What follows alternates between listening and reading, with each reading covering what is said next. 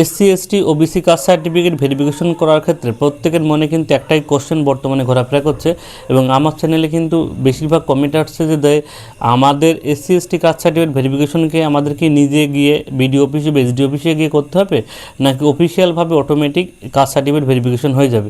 এই প্রশ্নের উত্তর হলো প্রত্যেকেরই কিন্তু SC ST OBC caste certificate verification করতে আপনার নিকটবর্তী বিডিও বা এসডি অফিসে যেতে হবে। সেক্ষেত্রে কিন্তু অফিসিয়ালভাবে অটোমেটিক কিন্তু আপনার কাস্ট সার্টিফিকেট ভেরিফিকেশন হবে না।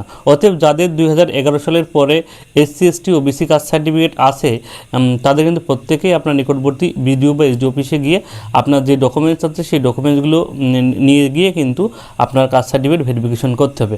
তবে একটা খুশির খবর আছে, গতকাল কিন্তু একটা ব্যাকগ্রাউন্ড ওয়েলফেয়ার ডিপার্টমেন্টের পক্ষ থেকে একটা নোটিশ প্রকাশ করা হয়েছে। এর আগে নিয়ম ছিল 2011 সালের বংশে যদি কারো কাস্ট সার্টিফিকেট না থাকে এবং সে যদি ফার্স্ট জেনারেশন হন 2011 সালের পরে কাস্ট সার্টিফিকেট করেছে, সেক্ষেত্রে তাদের কিন্তু এই কাস্ট সার্টিফিকেট তাদের কিন্তু এসসি এসটি প্রমাণ করার জন্য তাকে কিন্তু 1950 সালের দলিল দিতে হবে।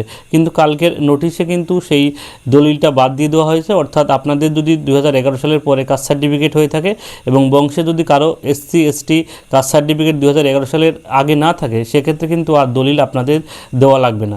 অর্থাৎ এটা কিন্তু প্রত্যেকের এসসি এসটিদের জন্য খুশির খবর এটা, যে আপনাদের যদি ফার্স্ট জেনারেশন হয়ে থাকে এবং 2011 সালে কাস্ট সার্টিফিকেট আপনি করে থাকেন, সেক্ষেত্রে কিন্তু আপনার যে ডকুমেন্টসগুলো আছে সেই ডকুমেন্টসগুলো নিয়ে গেলেই কিন্তু কাস্ট সার্টিফিকেট ভেরিফিকেশন কমপ্লিট হয়ে যাবে।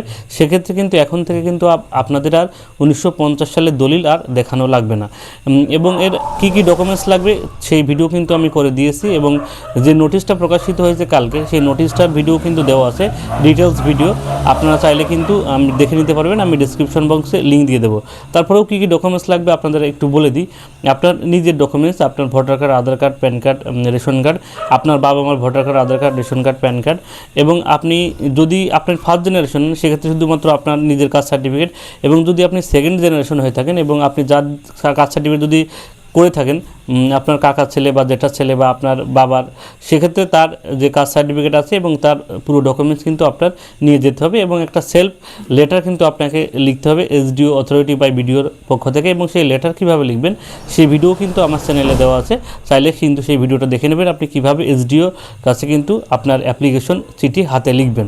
অর্থাৎ এই সমস্ত ডকুমেন্টসগুলো নিয়ে আপনার নিকটবর্তী বিডিও বা এসডি অফিসে গিয়ে আপনার কাস্ট সার্টিফিকেটে ভেরিফিকেশন করে আসবেন, না হলে কিন্তু আপনি সমস্যায় পড়বেন। কারণ আপনি যদি এখন আপনার যে কাস্ট সার্টিফিকেটটা আছে সেই কাস্ট সার্টিফিকেট কিন্তু বর্তমানে কিন্তু কোথাও আর গ্রান্ট করবে না, কারণ সেটা রিভেরিফিকেশন করা নেই। আপনি যদি কোনো চাকরি পান সেক্ষেত্রে রিভেরিফিকেশন যদি না করা থাকে সেক্ষেত্রে কিন্তু আপনার কাস্ট সার্টিফিকেট এবং গ্রান্ট করা হবে না। এবং আপনি যদি কেন্দ্র সরকারের কোনো চাকরি পান সেক্ষেত্রে যখন আপনি কাস্ট সার্টিফিকেট এনসিএল করতে যাবেন, অর্থাৎ সেন্ট্রালাইজ করতে যাবেন কাস্ট সার্টিফিকেট, সেক্ষেত্রে কিন্তু আপনার বর্তমানে যে কাস্ট সার্টিফিকেট আছে সেই কাস্ট সার্টিফিকেট হবে না। আপনার কিন্তু রিভেরিফিকেশন করার পরে কিন্তু যে কাস্ট সার্টিফিকেটটা আপনি পাবেন সেই কাস্ট সার্টিফিকেটটাই কিন্তু তারপরে কিন্তু আপনি এনসিএল করতে পারবেন। অতএব এই কাস্ট সার্টিফিকেটটা রিভেরিফিকেশন করা প্রত্যেক স্টুডেন্টের জন্য খুবই দরকারি। আপনার অবশ্যই আপনার কাস্ট সার্টিফিকেটটা ভেরিফিকেশন করে নেবেন এবং আপনার নিকটবর্তী এসডিও বা বিডিও অফিসে গিয়ে আপনার সমস্ত ডকুমেন্টস নিয়ে কিন্তু করে নেবেন। অতএব বর্তমানে 2011 সালের পরে যারা ফার্স্ট জেনারেশন ছিল, যে যদি কারো 2011 সালে না থাকে সেটাও কিন্তু সমস্যার সমাধান হয়ে গেল, বর্তমানে কিন্তু কোনো দলিলও লাগছে না। অতএব আপনারা অবশ্যই আপনার কাস্ট সার্টিফিকেটটা ভেরিফিকেশন করে নেবেন। আর যদি কারো কিছু বুঝতে অসুবিধা হয় অবশ্যই আপনি কমেন্ট বক্সে জানাবেন, আমি অবশ্যই উত্তর দিয়ে দেবো কীভাবে আপনার সমস্ত কিছু ঠিকঠাক করে আপনার কাস্ট সার্টিফিকেটে ভেরিফিকেশন করতে হবে। ভিডিওটি সবার সুবিধার্থে শেয়ার করবেন। গুরুত্বপূর্ণ আপডেট পেতে অবশ্যই চ্যানেলকে সাবস্ক্রাইব করে রাখবেন।